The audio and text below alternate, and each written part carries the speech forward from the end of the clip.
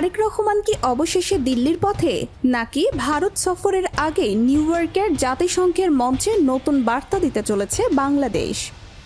দিল্লি, জয়শঙ্কর আর শেখ হাসিনা, সব হিসাব এখন কোন দিকে?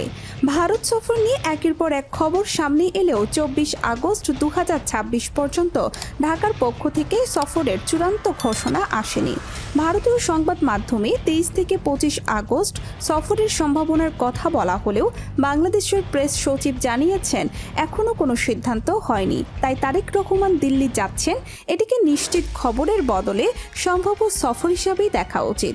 তবে সফরটি হলে এর গুরুত্ব অনেক, কারণ নতুন সরকারের জন্য ভারতের সঙ্গে সম্পর্ক পুনর্গঠন এখন বড় কূটনৈতিক পরীক্ষা।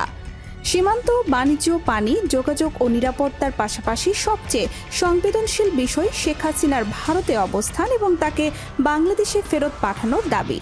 ঢাকার বক্তব্য অনুযায়ী এ বিষয়ে অগ্রগতি ও অনুকূল কূটনৈতিক পরিবেশ সফরের জন্য গুরুত্বপূর্ণ।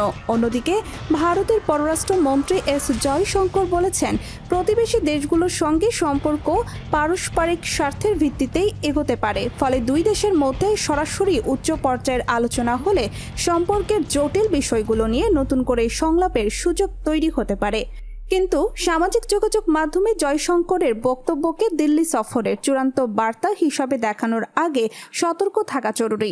তার কারণ এখন পর্যন্ত কোনো সরকারি ঘোষণা নেই, অর্থাৎ যোগাযোগের দরজা খোলা থাকলেও সফরের সিদ্ধান্ত এখনও চূড়ান্ত নয়। এর মধ্যেই আলোচনায় এসেছে মক্কা যৌথ প্রতিরক্ষা চুক্তি। 7 আগস্ট সৌদি আরব, তুরস্ক ও পাকিস্তান এই প্রতিরক্ষা চুক্তিতে সই করেছে। চুক্তিতে বলা হয়েছে 3 দেশের যে কোনো একটির উপর সশস্ত্র হামলা হলে সেটিকে 3 দেশের ওপর হামলা হিসেবে বিবেচনা করা হবে এবং প্রতিরক্ষা সহযোগিতা আরও জোরদার করা হবে। বাংলাদেশ এই কাঠামোয় যুক্ত হবে কিনা তা নিয়ে আলোচনা থাকলেও এখনও চূড়ান্ত সিদ্ধান্ত স্পষ্ট নয়। তবে এমন কোনো উদ্যোগ ভবিষ্যতে ঢাকার প্রতিরক্ষা সহযোগিতা ও আঞ্চলিক কূটনীতিতে নতুন মাত্রা যোগ করতে পারে। পাকিস্তান এই কাঠামোর অংশ হওয়ায় দিল্লির দৃষ্টিতেও বিষয়টি গুরুত্বপূর্ণ হয়ে উঠতে পারে। আরেকটি আলোচনার কেন্দ্র মির্জা ফখরুল ইসলাম আলমগীর। তিনি রাষ্ট্রপতি নির্বাচিত হওয়ার পর কিছু সংবাদ মাধ্যম ও রাজনৈতিক বিশ্লেষণের প্রশ্ন উঠেছে, ফখরুল রাষ্ট্রপতি হওয়ায় ভারত কি নতুন কোনো হিসাব করছে? কিন্তু ভারত চিন্তিত, এমন কোনো আনুষ্ঠানিক ভারতীয় বক্তব্য নেই, বরং ভারতের রাষ্ট্রপতি দ্রৌপদী মুর্মু ফখরুলকে অভিনন্দন জানিয়ে দুই দেশের সম্পর্ক আরও শক্তিশালী করার প্রত্যাশা জানিয়েছেন। তাই এটিকে ভারতের নিশ্চিত উদ্বেগ নয়, বরং রাজনৈতিক বিশ্লেষণ হিসাবেই দেখা বেশি যুক্তিসঙ্গত। এখন নজর জাতিসংঘের 81তম সাধারণ পরিষদের দিকে। সাধারণ বিতর্ক শুরু হবে 22 সেপ্টেম্বর 2026। ফলে 21 সেপ্টেম্বর নিউ ইয়র্ক যাওয়ার সম্ভাব্য সময়সূচি হলে তা সামঞ্জস্যপূর্ণ হলেও তারেক রহমানের সফর, সময়কাল ও ভাষণের চূড়ান্ত কর্মসূচি সরকারি ঘোষণা ছাড়া নিশ্চিত বলা যাবে না। সরকার প্রধান হিসাবে এটি তার প্রথম সাধারণ বিতর্কে অংশগ্রহণ হলে আন্তর্জাতিক মঞ্চে বাংলাদেশের অবস্থান তুলে ধরার বড় সুযোগ তৈরি হবে।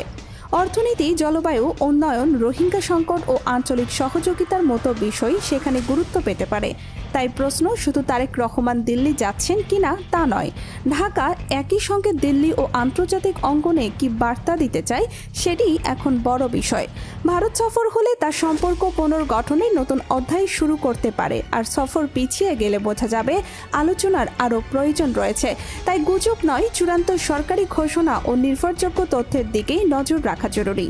আপনার কি মনে হয়, তারেক রহমানের ভারত সফর এখনই হওয়া উচিত, নাকি আগে গুরুত্বপূর্ণ দ্বিপক্ষীয় বিষয়ে স্পষ্ট অগ্রগতি দরকার? কমেন্টে আপনার মতামত জানান। ভিডিওটি ভালো লাগলে লাইক করুন, শেয়ার করুন এবং চ্যানেলটি সাবস্ক্রাইব করুন। সর্বশেষ রাজনৈতিক আপডেট, গুরুত্বপূর্ণ খবর ও সরাসরি ভিডিও আপডেট পেতে আমাদের সাথেই থাকুন।